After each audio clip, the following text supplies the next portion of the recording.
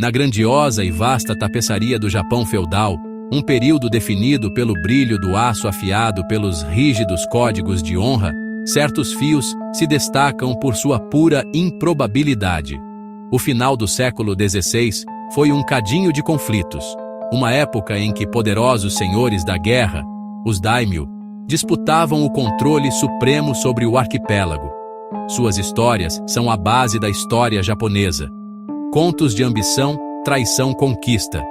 Povoados por figuras lendárias cujos nomes ainda ecoam com poder. No entanto, em meio a essas sagas bem documentadas de clãs samurais, existe uma narrativa tão inesperada, tão singular, que parece quase pertencer ao reino da ficção. É a história de um homem que não deveria estar lá, um forasteiro que ascendeu a uma posição reservada a poucos escolhidos.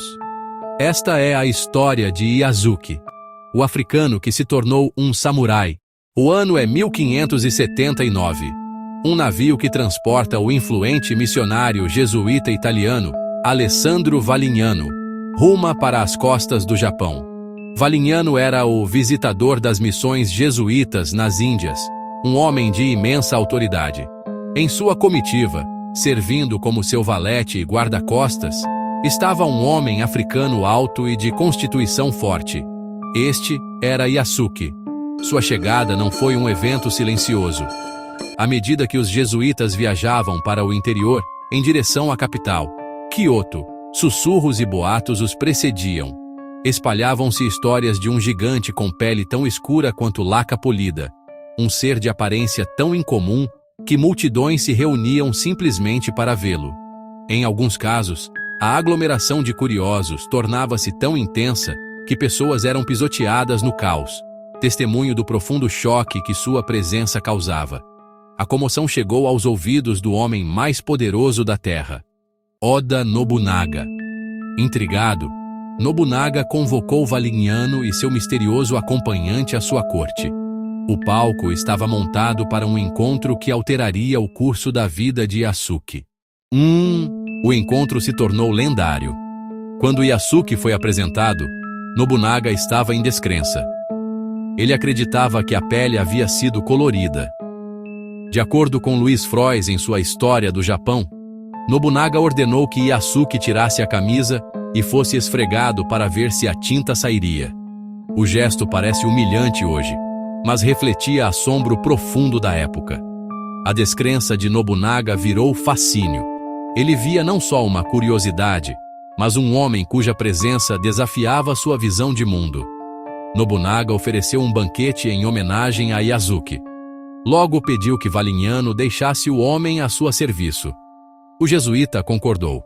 Em um instante, a lealdade de Ieyasuke mudou. Ele lhe concedeu um nome japonês, Ieyasuke. Ele recebeu uma residência própria, uma espada curta cerimonial e um estipêndio regular.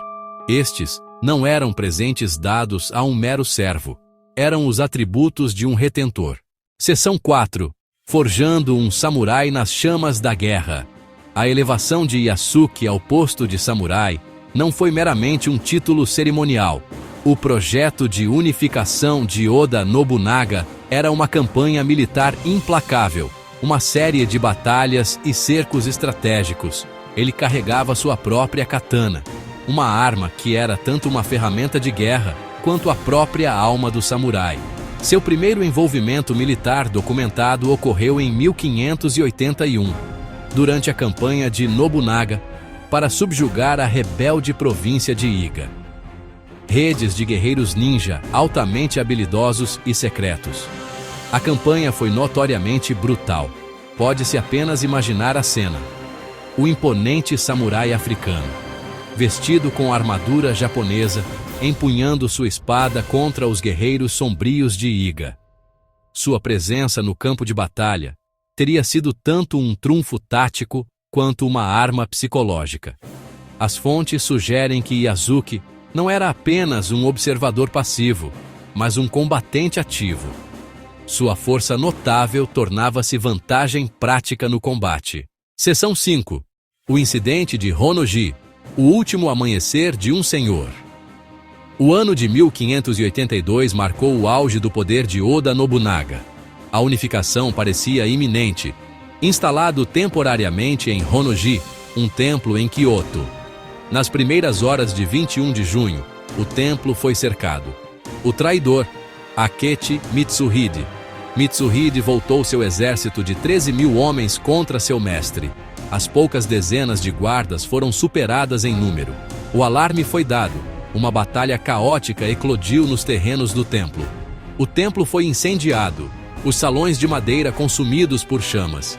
Yasuke lutava para defender seu senhor até o fim. Para evitar a desonra de captura por um traidor, ele recuou para os aposentos internos do templo em chamas e cometeu seppuku, o suicídio ritual do samurai. Após a queda do castelo de Nijo, Yasuke foi capturado pelas forças de Akechi Mitsuhide. Quando foi levado perante Akechi, o general traidor se viu diante de um dilema. De acordo com os registros jesuítas, Akechi foi desdenhoso. Esta declaração, embora profundamente insultuosa, paradoxalmente salvou a vida de Yasuke. Em vez de matá-lo, Akechi ordenou que Yasuke fosse levado para a igreja cristã em Kyoto, o Nambandi. E é aqui que a trilha clara e documentada da vida de Yasuke começa a enfraquecer. Os jesuítas registraram seu retorno aos seus cuidados. Mas o que aconteceu a seguir é um profundo mistério. Talvez ele tenha sido enviado para uma missão jesuíta mais remota em Kyushu, ou ele procurou passagem em um navio e deixou o Japão para sempre. As possibilidades permanecem especulação, sem evidência concreta. E assim, Yasuke, o homem que brilhou tão intensamente por alguns poucos anos, desaparece da história como uma figura caminhando em uma densa névoa. Sua entrada dramática no registro histórico é igualada apenas pelo misterioso e silencioso de sua saída. Seção 7. Um eco. Através dos séculos. Embora sua presença documentada no Japão abranja apenas 3 anos, o legado de Yasuke perdura por mais de 4 séculos. Um símbolo das conexões inesperadas e complexas entre culturas aparentemente díspares. A vida de Yasuke prova que o século XVI era mais interconectado do que imaginamos. Nas últimas décadas, Yasuke foi ressuscitado das notas de rodapé para o mainstream. Ele é frequentemente retratado como uma figura heróica, um guerreiro poderoso, um homem de dignidade tranquila. Mas é crucial abordar sua história com admiração e cautela de historiador. É importante distinguir entre fatos documentados. Sua chegada com Valignano, seu serviço a Nobunaga, sua presença em Honnoji e os embelezamentos fictícios. Honrar sua memória é respeitar os fragmentos de verdade e reconhecer os grandes silêncios.